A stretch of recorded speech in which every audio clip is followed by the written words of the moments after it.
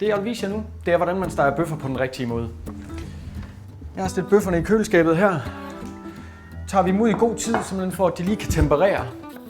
Det der er vigtigt med pomfritter, det er at man skærer kartoflen i nogle halv centimeter tykke skiver, så man ikke får nogle ordentlige tykke pomfritter, så de kan blive lidt sprøde. Og det gør ikke noget, at der er skal på kartoflen. Det gør dem bare lidt mere rustikke.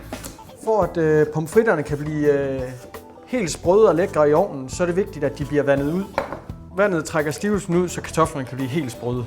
Så er bøfferne tempereret, og det der er vigtigt nu, det er, at man simpelthen tager og laver nogle små snit heroppe i fedtsiden af bøfferne, sådan at den, når den bliver stegt, at den ikke simpelthen krymper sammen.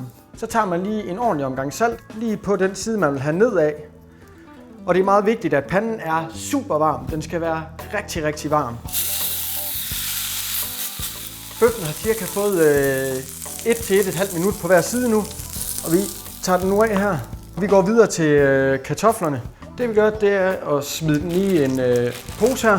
De skal krydres lidt, og så tager vi bare lige og ryster dem lidt her, så de bliver blandet.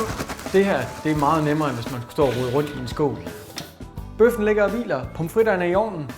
Vi begynder at lave whiskysaucen. Så er kartoflerne klar, og vi er klar til bøffen og sovsen her.